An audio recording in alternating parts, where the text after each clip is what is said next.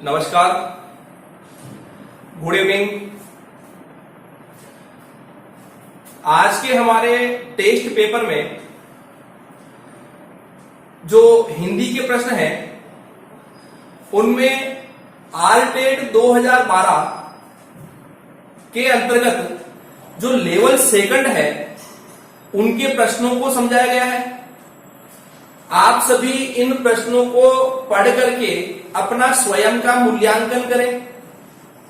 ऐसा ना हो कि हम लोग केवल इन वीडियो को देख नहीं रहे हैं, हम केवल पढ़ करके रख रहे हैं या ऐसा ही चल रहा होगा, आया होगा वीडियो हम नहीं देख रहे हैं। लेकिन ध्यान रखना, जो विद्यार्थी अपने स्तर पे भी स्टडी करेगा और जो छोटे छोटे ये प्रयास एक टीचरों के द्वारा किए जा रहे हैं, इन प्रयासों को भी वो ग्रहण करेगा तो वो सफलता के धीरे धीरे नजदीक पहुंचता जाएगा। एक चीज और है कि हम भले कितने ही कुशल हैं, हम कितने ही सबल हैं, लेकिन हम तब तक सफल नहीं हो सकते जब तक कि हमारे पास एक रणनीति नहीं है। कारण क्या है? एक राजा को दूसरे राजा से जीतने के लिए उस राजा की कमियों के बारे में और उसके द्वारा पूर्व में लड़े गए युद्धों की जानकारी होना जरूरी है कि वह पिछली बार किस कारण से हारा, किस कारण से जीता, उसके पास सेना कितनी है, किस रूप में वो वहां पर हम उसको हरा सकते हैं। ये सारी चीजें उसके अंदर हम अप्लाई करते हैं। एक राजा भी युद्ध नीति बनाता है बैठ करके कि हम किस प्रकार युद्ध लड़ेंगे, किस प्रकार हम वहां सफलता प्राप्त करेंगे, उस राजा को हराने का कारण क्या होगा। अब यहां हमारे द्वारा जो प्रश्न बनाए जा रहे हैं ये एक युद्ध नीति ही है। कारण क्या है कि हम लोग रीट 2020-2021 का एग्जाम देंगे, ठीक है ना। अब कारण ये है कि जब तक हमारे सामने या जब तक हमें पहले हुए पेपरों की जानकारी नहीं है, जब तक हमें ये नहीं पता कि प्रश्नों का लेवल क्या आ रहा है, हमें ये नहीं पता है कि 2011 से लेकर के 2018 तक जितने पेपर हुए हैं उनमें लेवल चेंज हो रहा है, कब वही आ रहा है, या प्रश्नों का क्रम बिगड़ रहा है, या प्रश्न वही बन रहे हैं। जब तक ये चीज नहीं पता है हम सफल नहीं हो सकते। मैंने क्या कहा आप लोगों को, हम कितने ही बलवान क्यों ना हो, हम कितने ही बुद्धिमान क्यों ना हो, हम कितने ही हमने सारा सिलेबस कवर कर रखा हो, लेकिन जब तक पुराने पेपरों की अगर चर्चा हमने नहीं की है या पुराने पेपर के बारे में हमें नहीं पता है तो ये मानकर चलना हम सफलता के नजदीक होते हुए भी सफलता को खो देंगे। चलो, पेपर चालू करने से पहले मैं ये कह दूं आप लोगों को कि अगर आप वीडियो देख रहे हैं अभी तक भी सब्सक्राइब नहीं किया है तो पहले इसको सब्सक्राइब कर लें ताकि जो भी वीडियो की लिंक हो वो आपको जल्द मिल जाए। और मेरे द्वारा जो वीडियो यहां दिए जा रहे हैं उन वीडियो में जो डिस्क्रिप्शन है उसके अंदर मैंने पहले जो टॉपिक हो चुके हैं उनके लिंक दिए गए हैं। आप पहले के पेपर या कोई वर्ण संधि पढ़ना चाहते हैं तो उस डिस्क्रिप्शन में जाकर पढ़ सकते हैं।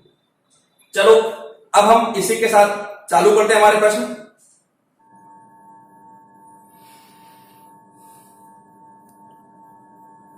ये पेपर है आरटेड 2012 लेवल सेकंड का। पहला प्रश्न है, अधिगम की संपूर्णता होती है।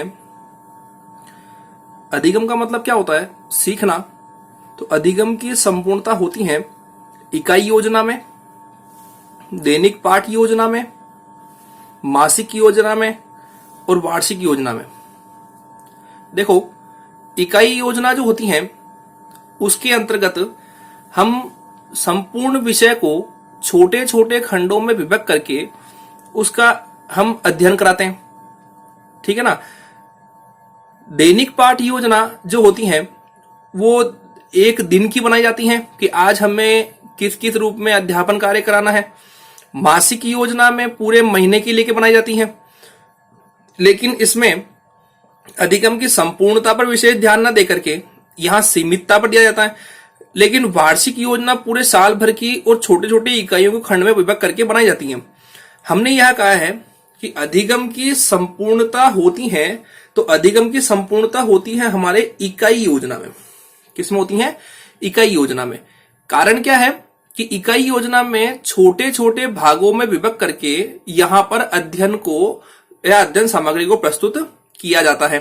नेक्स्ट नंबर 2 प्रश्न है हमारा, लेखन कला का विकास होता है।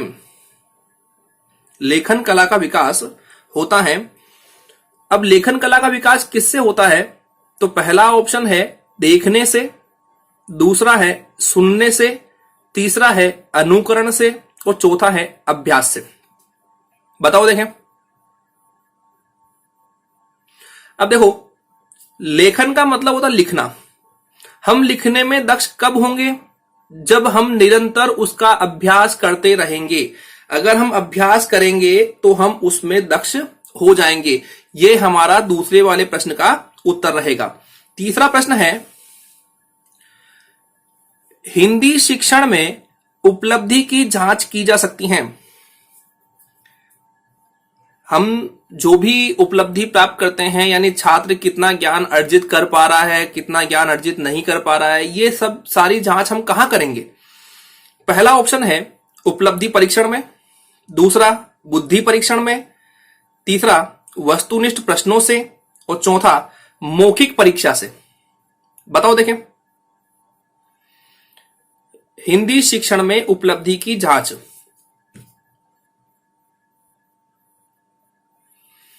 यह हमारा होगा उपलब्धि परीक्षण से। उपलब्धि का मतलब है कि हम जो शिक्षण में उपलब्धि प्राप्त करेंगे उन्हीं की जांच हम उपलब्धि परीक्षण के अंतर्गत कर सकते हैं। नेक्स्ट प्रश्न है,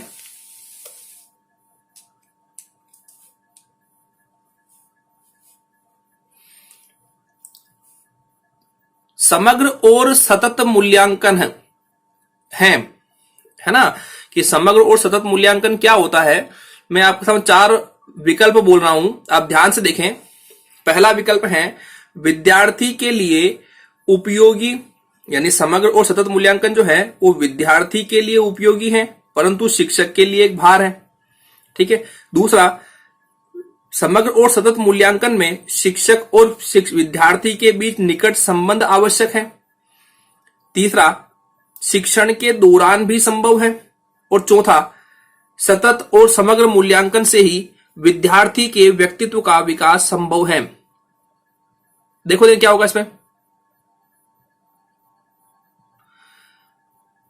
देखो, इस वाले प्रश्न में यह प्रश्न विवाद में गया था, क्योंकि कारण क्या है कि यहां पर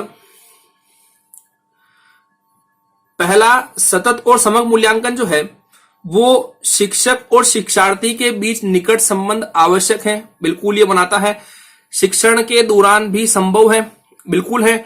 और ये विद्यार्थी के व्यक्तित्व का विकास भी करता है, लेकिन यहां पर विद्यार्थी के लिए उपयोगी और शिक्षक के लिए भार, ये गलत है।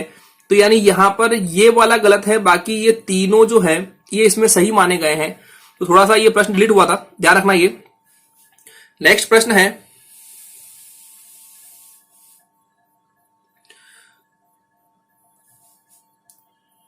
उपचारात्मक शिक्षण के लिए आवश्यक है।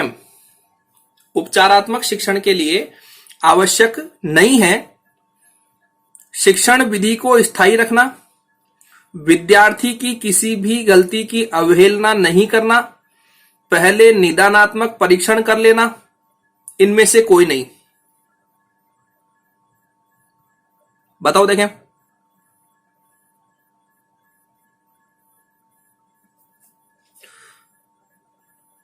आवश्यक नहीं है। इसमें पहला वाला विकल्प सही है, शिक्षण विधि को स्थायी रखना, क्योंकि हम किसी भी एक विधि को स्थायी नहीं रख सकते हैं। क्योंकि हम ये कहते हैं कि अध्यापन कार्य या जब हम उपचारात्मक शिक्षण करते हैं तो उस संदर्भ में कई शिक्षण विधियों को हमें बदलना होता है।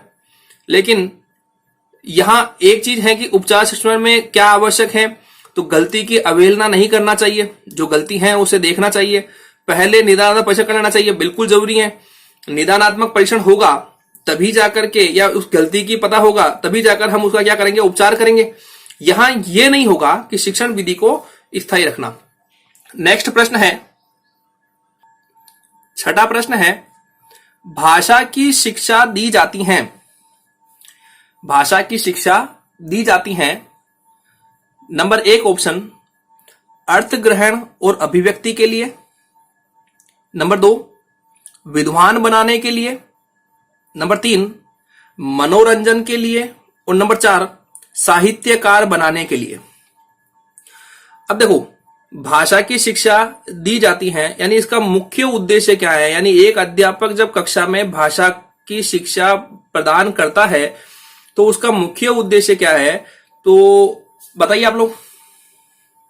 इसका मुख्य उद्देश्य है अर्थ ग्रहण और अभिव्यक्ति के लिए, क्योंकि जब तक आप भाषा का अध्ययन आपको नहीं होगा, भाषा की जानकारी आपको नहीं होगी, ना तो आप अर्थ ग्रहण कर पाएंगे और ना ही आप अभिव्यक्ति का मतलब होता है अपने विचारों का आदान प्रदान करना।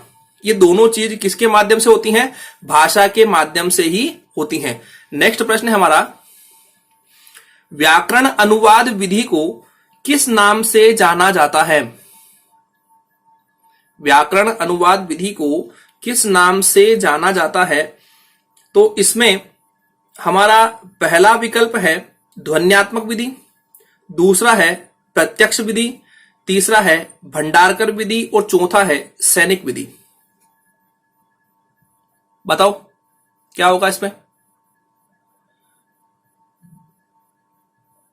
यहां पर व्याकरण अनुवाद विधि में अगर इसके प्रवर्तक पूछे जाए तो इसके प्रवर्तक का नाम है रामकृष्ण गोपाल भंडारकर।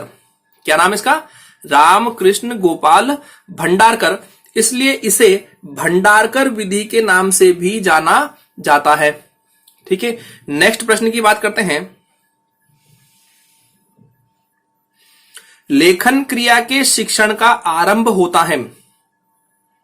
लेखन क्रिया के शिक्षण का आरंभ होता है, यानी हम जब छोटे बच्चे होते हैं उनको जब लिखना सिखाते हैं कि कैसे लिखना है, कैसे समझना है, ये चीज बताने के लिए हम सबसे पहले आरंभ किससे करेंगे?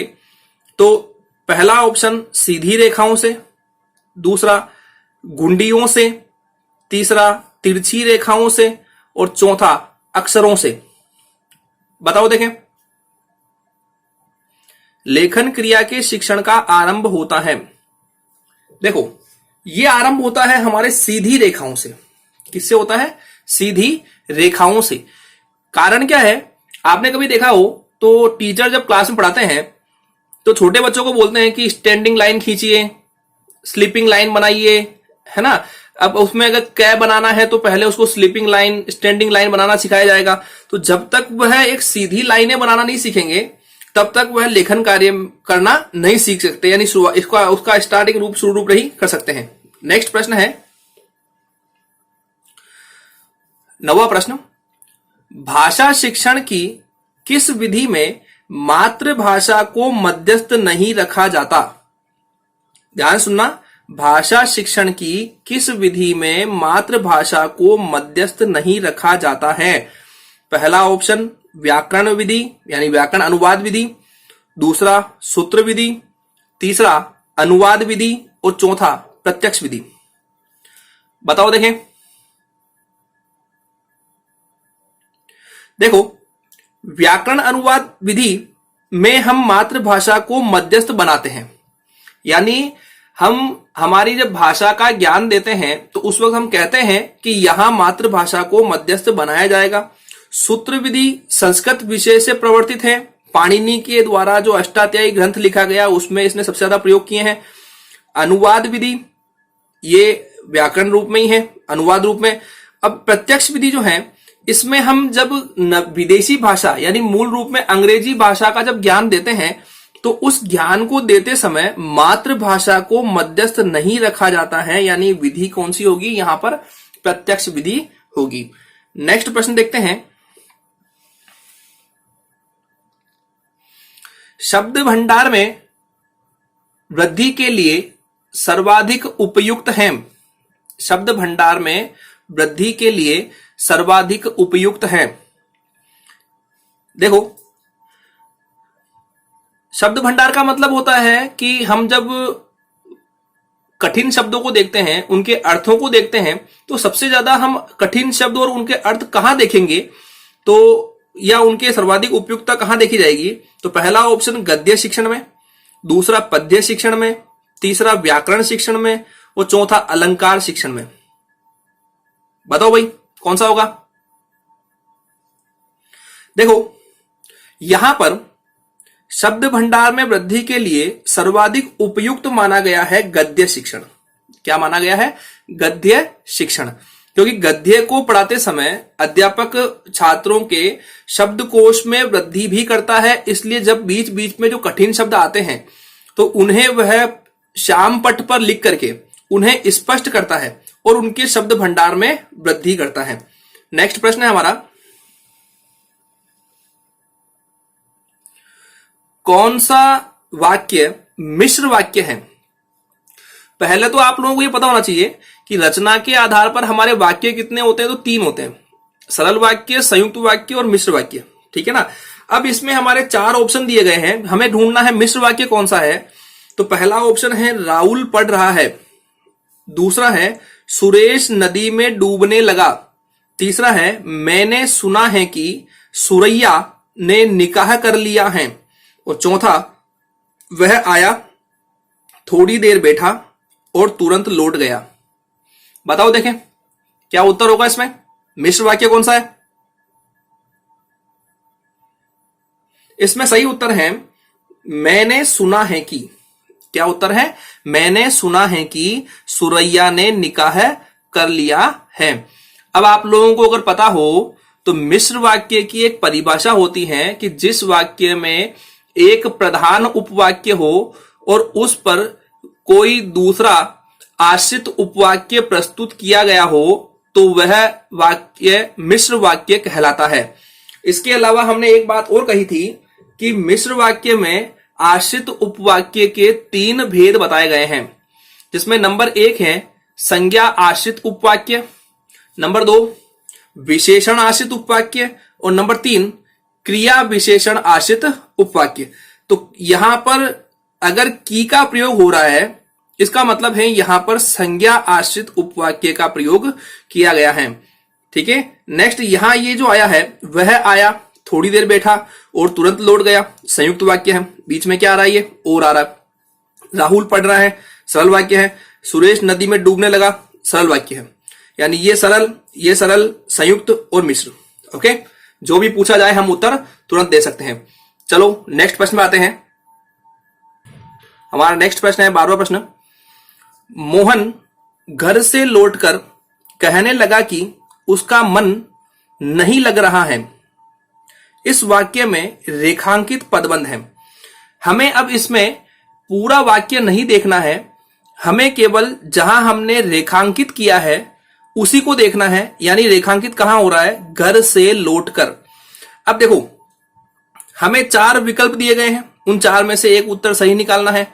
पदबंध से एक प्रश्न जरूर आएगा एग्जाम में, ध्यान रखना। ये पहला प्रश्न है, पहला विकल्प है संज्ञा पदबंध, दूसरा क्रिया पदबंध, तीसरा क्रिया विशेषण पदबंध और चौथा समुच्चय बोधक पदबंध।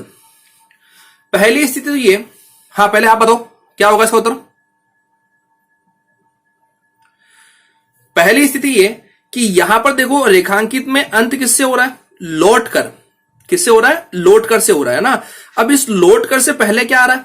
घर आ रहा है।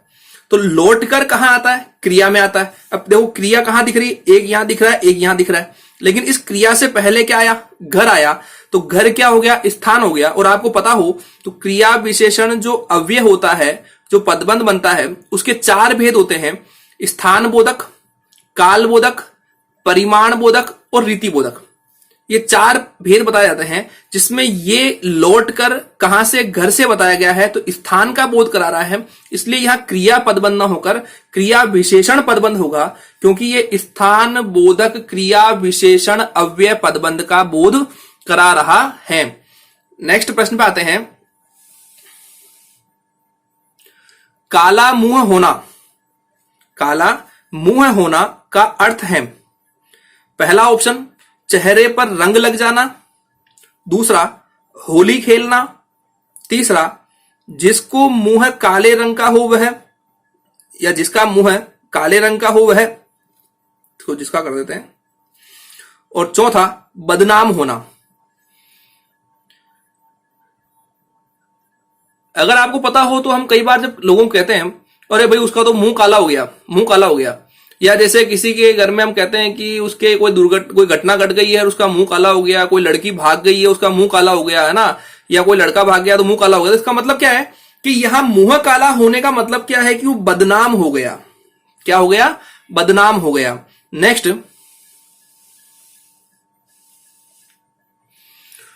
ओठों निकली कोठों चढ़ी का अर्थ है, देखो एक बात मैं और कहना चाहूंगा, आप लोगों ने अगर कल वाला पेपर भी देखा हो और आज वाला पेपर भी आप लोग देख रहे हैं, तो कल वाले में भी आपने देखा हो तो संधि का एक प्रश्न आया है, समास का एक प्रश्न आया है, उपसर्ग का एक आया है, प्रत्यय का एक आया है ना। हर एक से एक एक प्रश्न ही आ रहे हैं। हम लोग क्या कर रहे हैं कि हर एक टॉपिक को हम इतना रटते हैं कि एग्जाम के पॉइंट ऑफ व्यू से हम पीछे हो जाते हैं। हमें रटना नहीं है, हर एक टॉपिक को समझना है। अब देखो, जहां अगर आपने हर प्रश्न को नोटिस किया हो, कहीं पदबंध का आ रहा है, कहीं वो मुहावरे का पूछ रहा है, कहीं वो कहावत पूछ रहा है ना, कहीं कहीं एग्जाम में तो दो दो तीन तीन मुहावरे के प्रश्न आ गए हैं। तो जब तक आप इन प्रश्नों को आप पहले देखकर समझोगे नहीं कि लेवल क्या आ रहा है, तब तक हम लोग एग्जाम में जो हमें सफलता चाहिए वैसी हम प्राप्त नहीं कर पाएंगे। अब देखते हैं 14 नंबर क्वेश्चन, ओठों निकली कोठों चढ़ी। ओठों निकली कोठों चढ़ी का अर्थ है ओर से निकलकर खुले में आ जाना, मुंह से निकली बात फैल जाती है, घर से बाहर निकलते ही नाम हो जाना, बाहर निकलने पर प्रसिद्ध हो जाना। बताओ। एक चीज ध्यान रखना, बंद मुट्ठी लाख रुपए की है, खुल गई तो खाक है। जब तक आपकी बात आप तक है वो आपके पास ही सीमित रहेगी। जिस समय वो बात मुंह पर आ गई और लोगों को आपने सुना दी, तो बस फिर वो बात आ जाएगी कि ओठों निकली कोठों चढ़ी, यानी मुंह से निकली बात फैल जाती है। ये इसका उत्तर हो जाएगा। मेरा मानना तो यह है कि हमारा कितना भी घनिष्ठ मित्र क्यों ना हो, वो कितना भी भरोसे में लेकर कोई बात क्यों ना पूछे, लेकिन जब तक आपको लगता नहीं है कि मुझे ये बात नहीं बतानी है, तब तक आप लोगों को उस बात को शेयर नहीं करना चाहिए। क्योंकि हमारी बात केवल हमारे तक ही सुरक्षित रह सकती है। अगर आपने किसी को कही है, इसका मतलब वो बात सार्वजनिक होगी। ठीक है ना। चलो नेक्स्ट क्वेश्चन पे आते हैं। 15वां प्रश्न, चांदी का जूता का सर्वाधिक उपयुक्त अर्थ क्या है? बताओ भाई। पहला ऑप्शन महंगी वस्तु, दूसरा अनुपयोगी वस्तु, तीसरा रिश्वत और चौथा अमीरी का दिखावा।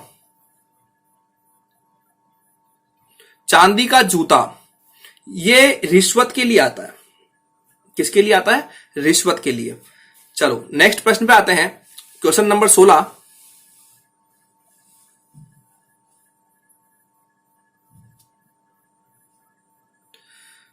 कौन सा कथन सही नहीं है? कौन सा कथन सही नहीं है?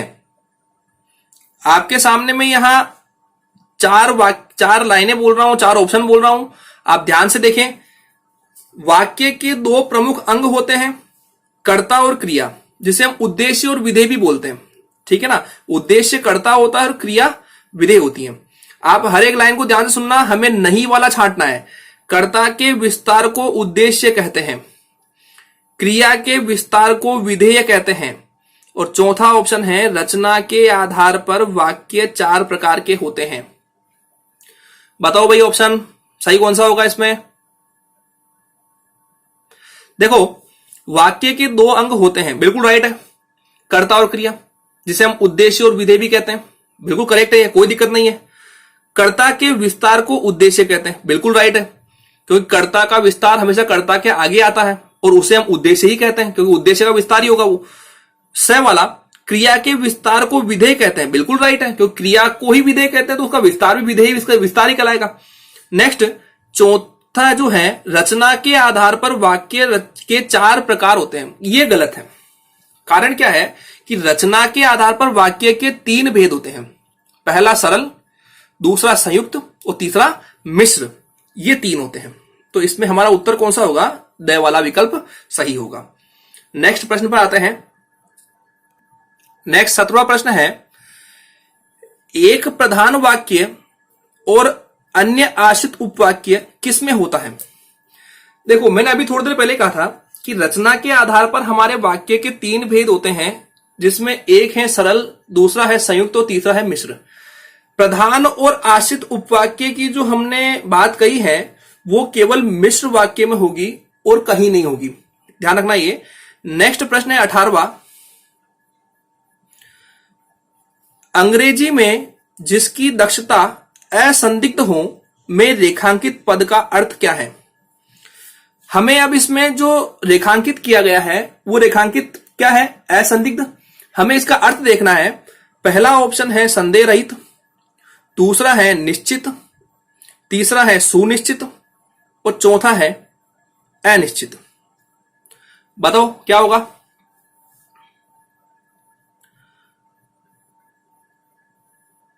यहां पर अ का मतलब होता है नहीं या रहित और संदिग्ध का मतलब संदेह है, यानी इसका अर्थ होगा वो होगा संदेह रहित। क्या होगा? संदेह रहित। नेक्स्ट, कौन एक वचन है?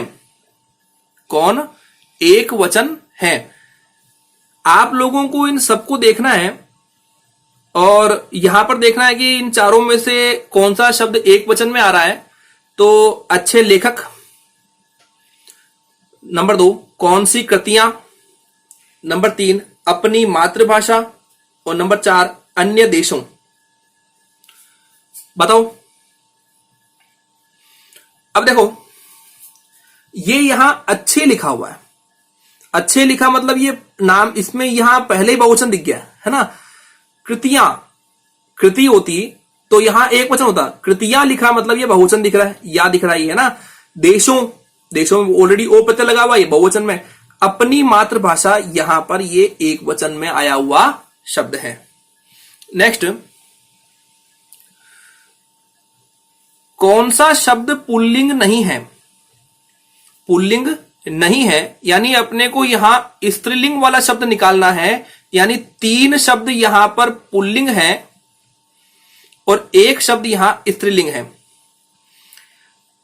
अब एक काम और कर सकते हैं, जैसे मैंने आपको कल वाले पेपर में कहा था कि आप लोग यहां अच्छा और अच्छी का प्रयोग भी कर सकते हैं। जैसे व्यक्ति अच्छा होता है, पुल्लिंग। भाषा अच्छी होती है यानी स्त्रीलिंग। उपकरण अच्छा होता है, लेखक अच्छा होता है, यानी यहां पर हमारा उत्तर क्या हो जाएगा? भाषा, यानी भाषा यहां पर क्या हो जाएगी? स्त्रीलिंग हो जाएगी। नेक्स्ट, पुस्तक का बहुवचन है। पुस्तक का बहुवचन है। पुस्तकें, पत्रिकाएं, पुस्तकालय या ग्रंथ। बताओ भाई। इसका सही उत्तर होगा पुस्तकें। क्या होगा? पुस्तकें। नेक्स्ट, कवि का स्त्रीलिंग क्या होगा? कवि का स्त्रीलिंग क्या होगा? ये तो बहुत इजी सवाल है, कोई दिक्कत है ही नहीं इसमें। तो इसका सीधा उत्तर है ये द वाला, कवयित्री। ठीक है ना। नेक्स्ट प्रश्न है हमारा 23, भारत में स्थिति दूसरी है का भूतकालिक रूप होगा। ध्यान से सुनना, भारत में स्थिति दूसरी है का भूतकालिक रूप होगा। ऑप्शन ए, भारत में ऐसी स्थिति थी। ब, भारत में स्थिति दूसरी थी। स, भारत की स्थिति दूसरी थी। द, भारत में स्थिति ऐसी थी। सोचकर उत्तर बताओ, देखें क्या होगा।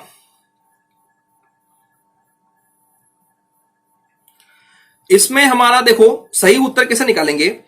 भारत में स्थिति दूसरी है, ये लिखा है ना, तो आपको इस लाइन में कोई चेंज नहीं करना है, केवल है की जगह थी आ जाएगा। तो भारत में स्थिति दूसरी थी, ये हमारा विकल्प ब वाला सही हो जाएगा।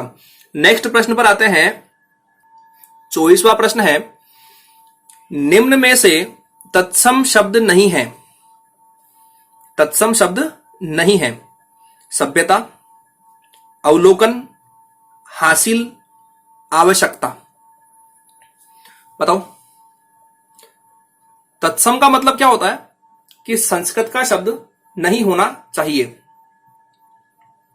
यहां पर सही उत्तर होगा हासिल। नेक्स्ट, काम का तद्भव है। काम का तद्भव है। देखो, एग्जाम में यह प्रश्न डिलीट हुआ है और मैं डिलीट वाले प्रश्न आपको इसलिए बता रहा हूं कि क्या कारण था। यहां पर जो कर्म है यह तत्सम शब्द है। क्या है ये? तत्सम शब्द है। और इस कर्म का अर्थ काम होता है, कारज होता है और कार्य होता है। यानी ये तीनों ही यहां पर तद्भव में आ जाएंगे। 1, 2 और 3 ये यहां तत्सम में हो जाएगा। तो यहां ये प्रश्न डिलीट हुआ था। नेक्स्ट, सुयोग का विलोम है। पहला ऑप्शन प्रयोग, दूसरा संयोग, तीसरा अयोग और चौथा कुयोग। बताओ। देखो, सु का मतलब होता है अच्छा, अच्छा योग, तो इसका मतलब कुयोग, बुरा योग हो जाएगा। नेक्स्ट प्रश्न पर आते हैं। 27 नंबर प्रश्न, कौन से शब्द में उपसर्ग है? पहला ऑप्शन सभ्यता, दूसरा उपयोगिता, तीसरा भटकता और चौथा पूजा।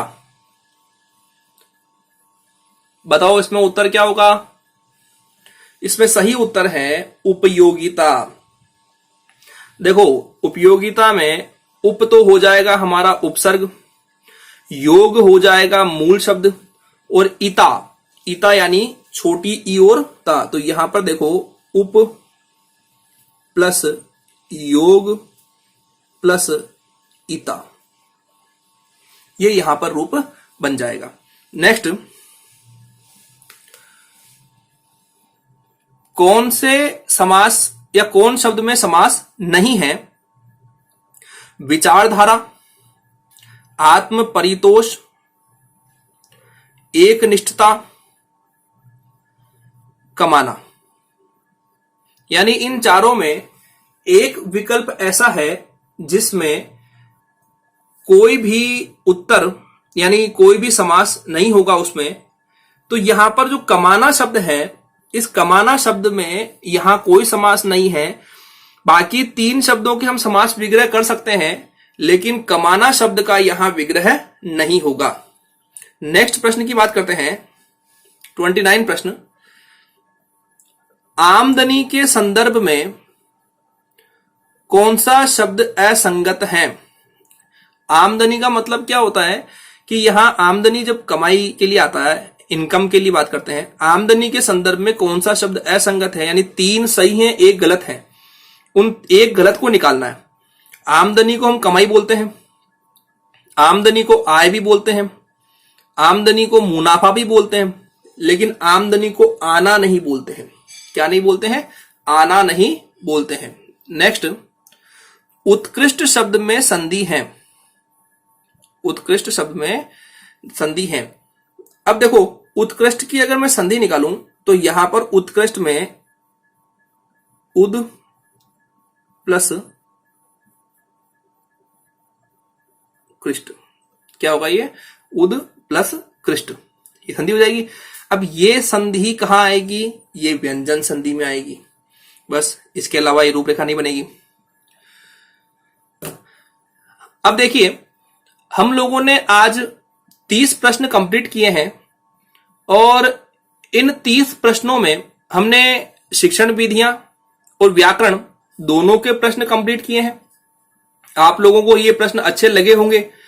आप इन प्रश्नों को मेरे साथ ही हल करें ताकि आप लोगों को अच्छे से ये प्रश्न याद हो सकें। दूसरी स्थिति एक और है कि जब तक आप लोग नियमित रूप से अभ्यास करने का प्रयास नहीं करेंगे, तब तक आप लोग सफलता के नजदीक नहीं पहुंच पाएंगे। आप ये मानकर चलना कि हमें किसी भी प्रकार के लक्ष्य को प्राप्त करने के लिए निरंतर कार्य करना बहुत जरूरी है। अगर आप रोजाना वो संदर्भ में कार्य कर रहे हैं तो आप उस लक्ष्य के प्रति नजदीक पहुंचते जाएंगे। लेकिन अगर आप वहां काम नहीं कर रहे हैं तो ऐसी स्थिति में वहां आप लोग सफलता के नजदीक होते हुए भी हम दूर हो जाएंगे। चलो, आप लोगों ने कितने सही किए, कितने गलत किए, मुझे कमेंट करके बताना, ठीक है ना। तैयारी मेरे साथ ही करते रहना। और इसके अलावा आप लोग जो वीडियो देख रहे हैं वो कमेंट करें, शेयर करें, सब्सक्राइब करें, अपने मिलने वाले लोगों को भी कहें सब्सक्राइब करने के लिए। जो पुराने वीडियो, जो पुराने टेस्ट पेपर और जो पुरानी स्टडी हमने की है वर्ण और संधि संदर्भ में, उनके वीडियो के लिंक मैंने डिस्क्रिप्शन में दिए हैं। आप जाकर के वहां जाकर स्टडी कर सकते हैं और निरंतर रूप में स्टडी करके आप अपने ज्ञान को बढ़ा सकते हैं। ओके, इसी के साथ मैं अपनी बात को विराम दूंगा। बहुत बहुत धन्यवाद आपका। शुभ रात्रि।